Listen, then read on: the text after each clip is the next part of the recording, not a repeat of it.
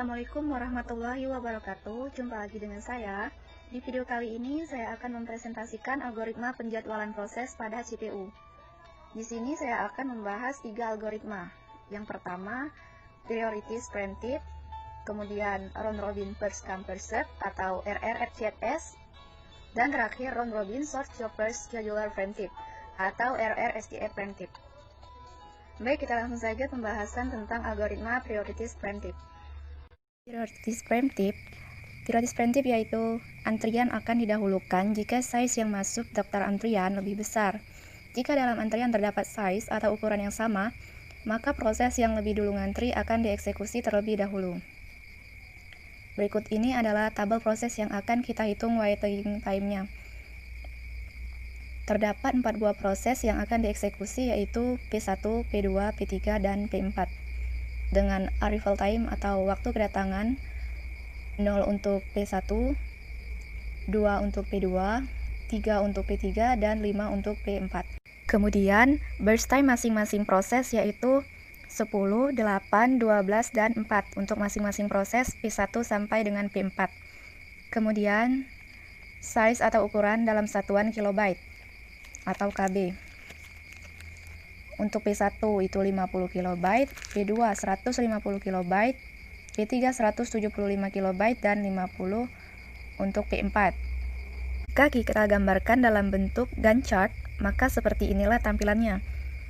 Di sini adalah waktu kedatangan CPU, sedangkan ready queue atau RQ ini adalah proses yang siap ngantri. Pada milidetik 0, P1 datang membawa 10.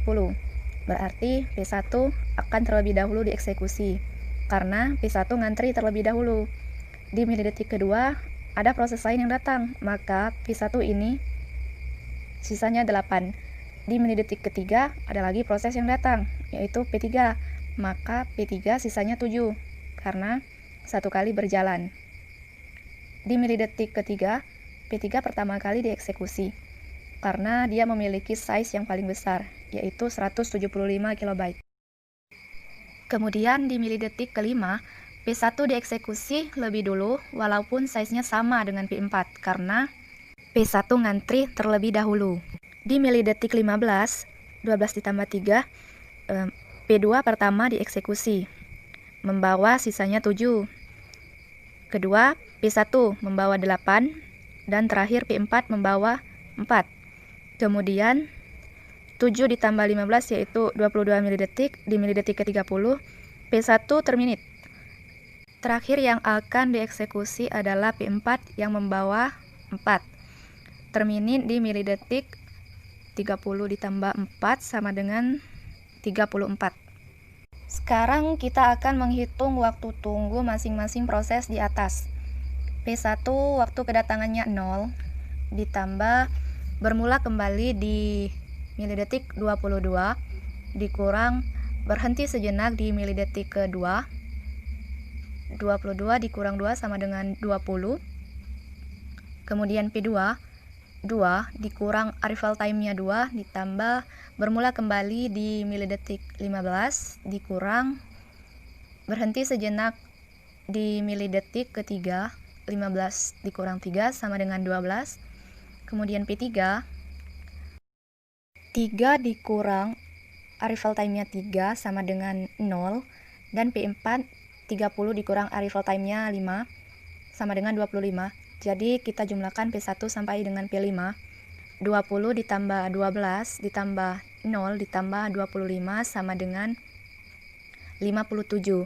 57 dibagi dengan banyaknya proses, yaitu ada 4 buah proses. Jadi 57 dibagi 4 sama dengan 14,25 milisecond. Kemudian kedua, kita akan membahas algoritma Round Robin First Come First Served atau RRFCFS. Pada algoritma Round Robin, semua proses dianggap penting dan diberi sejumlah waktu pemroses yang disebut quantum time. Sedangkan FCFS ini, siapa yang pertama kali datang, maka pertama kali dieksekusi. Contohnya pada tabel ini. Dalam tabel ini terdapat 5 buah proses yaitu P1, P2, P3, P4, dan P5 dengan arrival time-nya 0, 2, 3, 5, dan 9 untuk masing-masing proses 1 sampai proses 5. Dan burst time-nya adalah 12, 8, 5, 2, dan 1 dari proses 1 sampai dengan proses 5. Berikut ini gambaran algoritma RRFCS dalam bentuk gancat. Karena RRFCS ini memiliki skema pertama kali datang, pertama kali dieksekusi. Yang akan dieksekusi pertama kali adalah P1. P1 arrival time-nya adalah 0. P1 ngantri di sini membawa 12 milidetik. Kemudian di milidetik kedua, P2 datang membawa 8. Kemudian di milidetik ketiga, P3 datang membawa 5, berada pada urutan kedua setelah P2. Dan P1 di urutan ketiga karena P1 sudah berjalan sebanyak 1 kali, jadi 12 dikurang kuantum 3, sama dengan sisa 9 milidetik. Kemudian di milidetik 5, P2 dieksekusi. Karena P1 sudah memenuhi kuantum, maka P2 ini berjalan sebanyak 3 kali kuantum, jadi sisa P2 adalah 5 milidetik.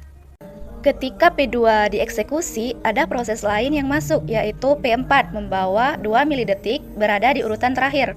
Lalu P2 terminate sementara di milidetik ke-6, dengan sisa burst time-nya yaitu 5. Kemudian P3 membawa burst time-nya 5. 6 ditambah 3 di milidetik 9, P3 terminate. Karena P3 sudah melewati kuantum, maka P3 sisanya tinggal 2 milidetik.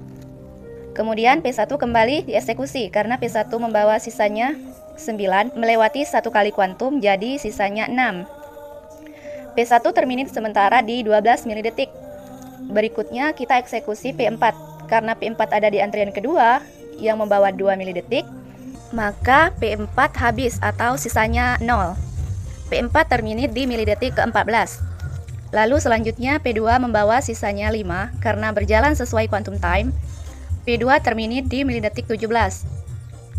Lanjut P5 yang akan dieksekusi dengan membawa 1 milidetik. P5 terminate di milidetik ke-18. Setelah itu P3 pindah ke milidetik 18 dengan membawa sisanya yaitu 2. Maka sisanya habis dan terminate P3 di milidetik ke-20. Berikutnya P1 membawa sisa 6 ngantri di sini. Dikurangi kuantum, maka sisa P1 sama dengan 3 di milidetik ke-23. Kemudian P2 membawa sisanya yang tinggal 2, berarti P2 terminate di milidetik 25. Terakhir P1 yang menyisakan 3 sesuai kuantum, maka sisanya 0. 25 ditambah 3 sama dengan 28. P1 terminate di milidetik 28. Maka P1 selesai. Nah, untuk keseluruhan sudah selesai dikerjakan sesuai dengan urutan. Sekarang kita akan menghitung waiting time-nya dari masing-masing proses di atas. P1 arrival time-nya 0 ditambah P1 bermula kembali di milidetik 9 dikurang terminate sementara di milidetik 3 ditambah P1 berikutnya mulai lagi di milidetik 20 dikurang 12 ditambah mulai lagi di 25 dikurang 23, jadi 16. P2 3 dikurang arrival time-nya 2 ditambah bermulanya P2 di milidetik 14 dikurang 6 ditambah bermula lagi di 23 dikurang 17, maka P2 sama dengan 15. P3 bermula kembali P3 yaitu 6 dikurang arrival time-nya 3 ditambah bermula lagi di 18 milidetik dikurang berhenti sementara di 9. 9 ditambah 3 sama dengan 12 untuk P3. P4 12 dikurang 5 sama dengan 7. P5 17 dikurang arrival time-nya 9, maka 17 dikurang 9 sama dengan 8. Jadi average waiting time-nya 16 ditambah 15 ditambah 12 ditambah 7 ditambah 8 sama dengan 58. Dibagi sebanyak 5 buah proses sehingga 58 dibagi 5 sama dengan 11,6 milidetik. Terakhir kita akan membahas tentang algoritma round robin short job scheduler atau RSSJF preemptive. RSSJF preemptive ini terdapat dua skema, yaitu round robin yang memiliki quantum time, sedangkan SJF yaitu mengambil jalur terpendek untuk dieksekusi atau burst time yang paling kecil nilainya dari setiap proses akan dieksekusi atau dilayani terlebih dahulu. RSJF preemptive ini menggilir proses yang ada di antrian. Proses akan mendapat jatah sebesar kuantum. Jika kuantumnya habis, maka CPU akan dialokasikan ke proses berikutnya. Berikut contoh algoritma RSJF preemptive.